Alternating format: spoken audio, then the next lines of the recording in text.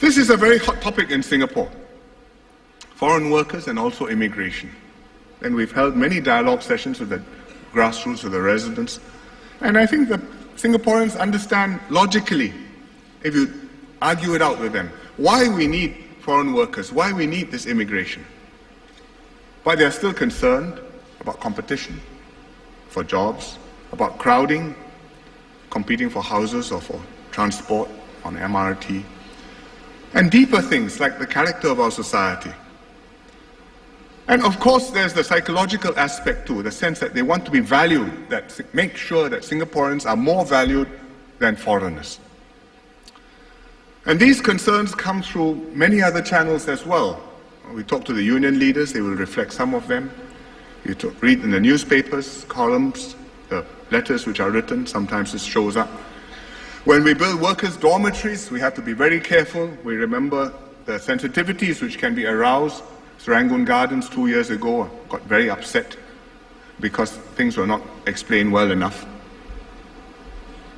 I understand these sentiments because these are legitimate concerns which we take seriously. We don't brush them aside, but we have to weigh them against the plus side of having the foreign workers and immigrants. Why it is necessary for us to let in a controlled inflow so that we can derive benefits from it. So tonight, I can't solve the whole problem. I can't explain all aspects of this problem, but I will try and explain why staying open is going to benefit us and how, and benefit us meaning all Singaporeans, and when there are problems, what we can do to address these problems. We are not the only country grappling with this issue, where citizens are queasy about foreign workers and immigration. There are many countries now which host significant foreign or immigrant populations. So people are coming into contact, mingling, who didn't used to mingle. There are frictions, insecurity, and political pressures which build up. So the issue has become hot in many places, many countries. Even in Japan, which has very few foreigners, in Australia, in Britain, in France, in Germany, Netherlands, even Switzerland, even the US.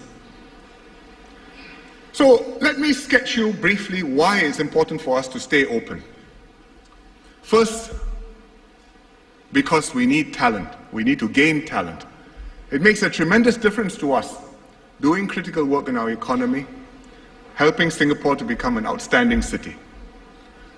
We have very good people, but never enough. And therefore, we need to draw from all over the world to supplement our local pool. You take professionals, for example, architects.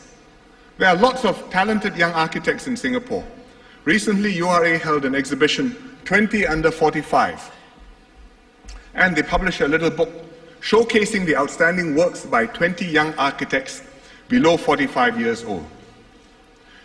The majority of the architects are native Singaporeans, although quite a few are foreign-born. And the foreign-born ones include the two architects who built the Pinnacle. Husband and wife team. The husband, Mr. Koo Peng Beng, is from Ipoh, now a PR. The wife, Belinda Huang, is from Selangor, now a Singapore citizen. They won a design competition to build on the Duxton Plains site, and the result is one of the most sought-after HDB projects in Singapore.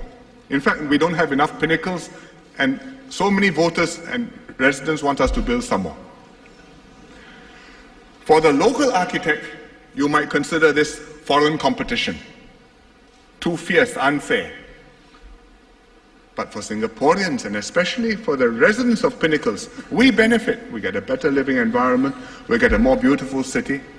And I think even our own architects benefit, because from the competition, from that stimulus, we will do better and we will produce better works too. Take sports talent as another example. We're grooming our own. Our young sportsmen have done very well in the YOG, the Young Olympians. And in some sports, we are near the top in the world rankings, like sailing or bowling. This is Jasmine, who's the women's champion 2 years ago. And last year was our Sportswoman of the Year. But in other sports, we still need to draw on new citizens, like table tennis. We are very proud of Isabel, who won a silver medal in the YOG.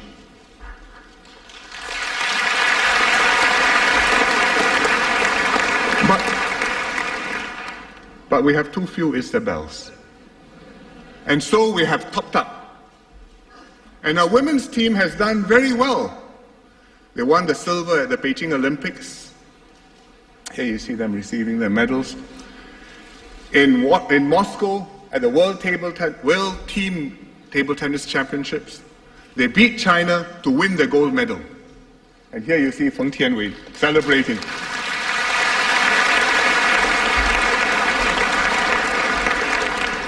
Our team players may not have been born here. I don't think they speak good Singlish. But they've chosen this place to be their home. They are playing for Singapore, flying the flag for Singapore, and when they win, the band plays Majulah Singapura. So we should cheer for them. Just as we cheer for all of our national sportsmen. So that's the first reason for needing this. Talent is critical to us. The second reason is we need reinforcements to grow our economy and create better jobs for Singaporeans. The foreign workers supplement our ranks and enable us to build successful companies. You take Keppel and Sembcorp again. They are world beaters. Together, they employ 20,000 people in Singapore, of whom 5,000 are Singaporeans. The other 15,000 are foreign workers, professionals. Without the foreign workers, the Singaporean jobs wouldn't exist. Of course, the converse is true too. Without the Singaporean brains working the system and bringing the foreign workers together and organizing them, the foreign worker jobs wouldn't exist either. So they are complementary to each other. The shipyards employ foreign workers and professionals from many countries all over the world. You just take a look, some of the flags where the countries are. Asia, we will not be surprised. Europe, you will not be surprised. Russia, South Africa, Brazil, Chile. So, because they come from all over the world, they bring a wide range of skills and experiences, knowledge about different countries, different markets, and therefore they have become world beaters, Keppel and Sembcorp. And it's good for us. The final reason we need immigrants is to make up for our shortfall in babies. Our efforts to produce more Singaporean babies have not yielded results. Not yet. 2 years ago, I made a long speech in the NDR about new measures. Last year, we produced fewer babies than in 2008.